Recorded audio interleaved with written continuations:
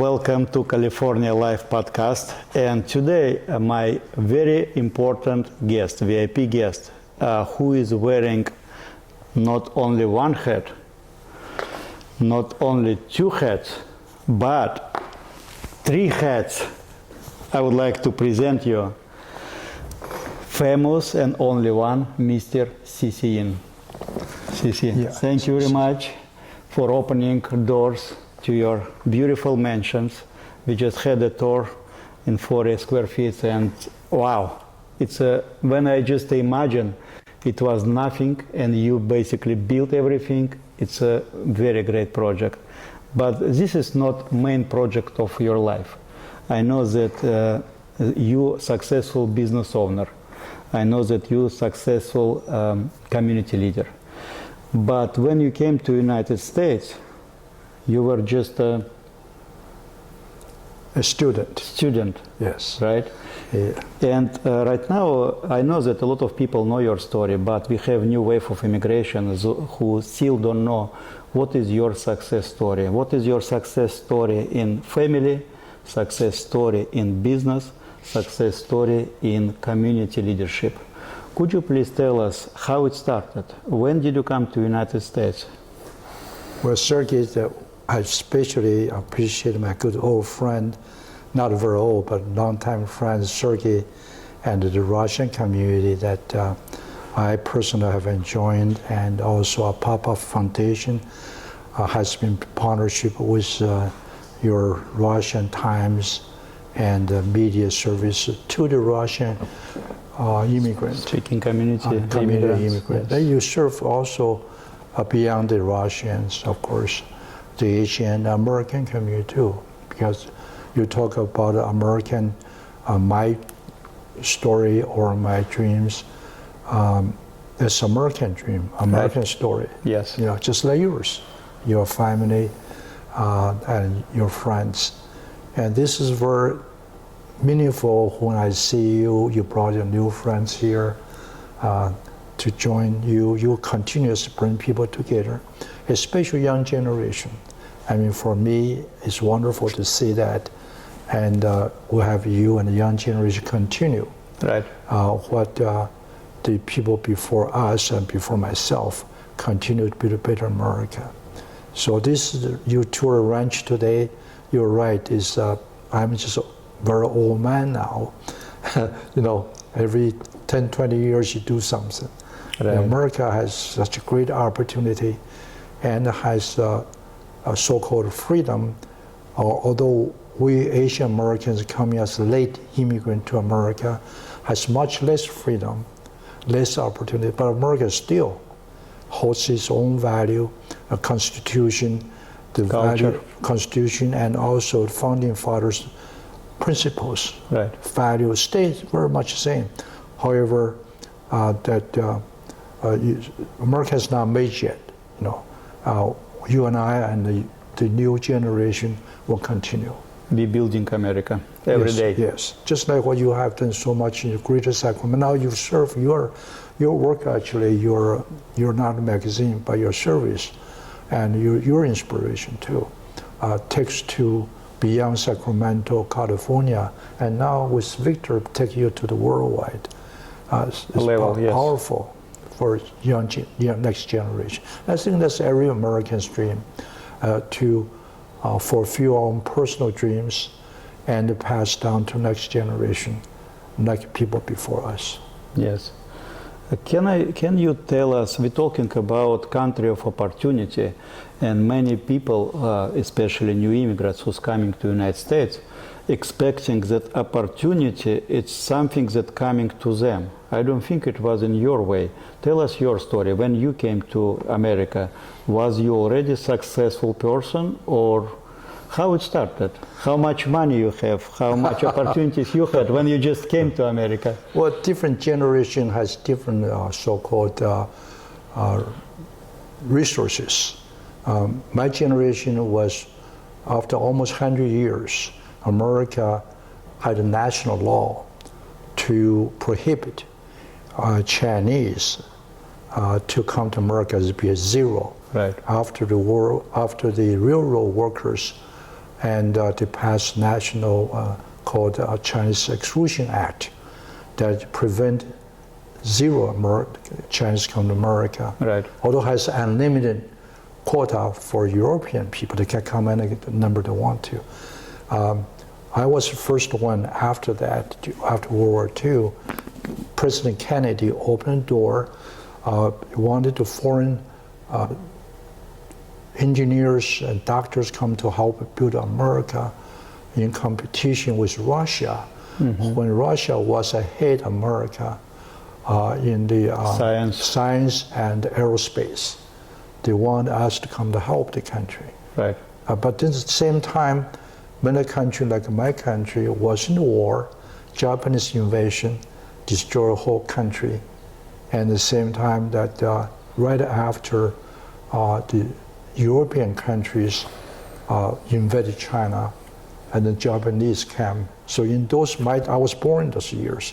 Those 20 years was chaotic. Yes. And then the Civil War, of course, us, the Chinese try to rise up. There are different factions. So I ended up with my parents to Taiwan for high school colleges. After that, I can't find any jobs. So I had to go like other students. But America happened to open. So I borrowed $100 from my cousin. So you didn't have any I money. didn't have anything. I didn't speak English. Didn't have a relative, no friend, no nothing. I said, I got to find a job. There was nothing to support myself. And I was born among 9 kids. My father always told me I'm the one of the dumbest kid among 9. So I have to So say, you prove they were wrong. Oh no, I didn't prove it. But he told me I have to work very hard to make it up. So I worked very hard and to make it up.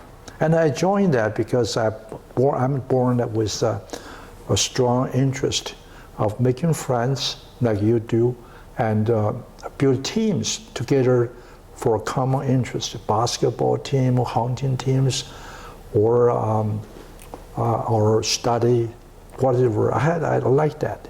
So I enjoyed build teams. And I like to build home structures too, build a community. I enjoy that. That's where probably God always make human have shortcoming, has different strengths. America is a country that does, however you talk about opportunity, does have this culture, and yet has rich land and the weathers and space, and also immigrant spirit. Mm-hmm. That does have a lot of opportunity left that people don't want them. Right. So you too, you come to Sacramento, remember that back I met you almost 25 years ago. Yes. Before startup. You remember we come to Russia. I remember. Russian stands, you always out there, you help the schools, you remember those? Yes. You had me come with, CC give me some hamburgers. You remember that? So yeah. I found hamburgers. CC said, I need some people, friends, okay. He said, well, I need some government people to help us so they know, to support us. So we brought, that's how we started Papa too. But talk about, so I was able to pay for a boat coming from Taiwan to Los Angeles. I left $20 in my pocket. So I landed it was like almost 60 years ago, when I was 27, Los Angeles. About this time, yeah. And no place to go to. So I didn't go through immigration office. I had a visa, but didn't go through because the boat dropped us off the coast at Los Angeles. Los Angeles. And my friend, I didn't have a friend. I rode with another guy to the downtown to drop me off. So I was on the street. This time, I started walking, try to find a job. Didn't speak English, of course. But by midnight, $20, no English. But by midnight, I start speaking English. A little bit, Learn some words. Yeah. What you do? I wanted dishwasher or whatever. So I found a job as dishwasher and a busboy. That was your first job in America? I started, yes. Okay. I started that in Los Angeles. And then I made enough money to pay back my cousin and take a bus to Seattle, University of Washington for graduate school as engineer. Okay. And then every day I work as dishwasher, Pizza Hut, Chinese restaurant to support me every week. So summer I do 2 jobs, a waiter, a busboy, or dishwasher to pay for next year tuition. So we live week by week. But America is great though. So after that, my wife and I found a job in San Francisco. That's how we moved to San Francisco almost 50 years ago now. So how long was time when you came to America and you get married to Virginia? How long time passed? Well, that's about 2 years in the graduate school. She too come from the same reason. And after finished graduation, we got married, started a family. My oldest daughter, Mary, she's now 54, born in San Francisco when I was engineer. Regina was social worker. That's how we started our life. You talk about opportunity. There's so much that America leads us, yet America has a very historical, systematical, racial discrimination system. It's hard to break. I didn't know that. I enjoy everything, whatever. Didn't want to do, I do it. You don't want to do dishwasher? Great. I love the dishwasher. Let's do it. I do landscape. I do it. Right. I so great. You accept everything that opportunity gave you. Not accept, appreciate. Appreciate even. And yes, not just accept. Good training for young people too, like me. And my daddy told me I have to work hard because I'm not a smart boy, which is very good actually. So that all along that, but out about 17 years of engineer and to become chief engineer, I was laid off because I didn't know the reason until I was on the street with my 3 kids in high school, college, house to pay. How? I found out, I was on the street. How? I didn't know the reason. The people told me because American racial discrimination, I see. you can't rise up. Sure, you can do bottom work, yes. So you were doing too great, so they kick you out. So, I didn't know that, I was very good engineer, by the way, very good, by the way. But anyway, I learned, I said, I don't want to work for a corporation anymore. I want to do any business, like yours, whatever. So there was a guy told me McDonald's for sale in Oakland.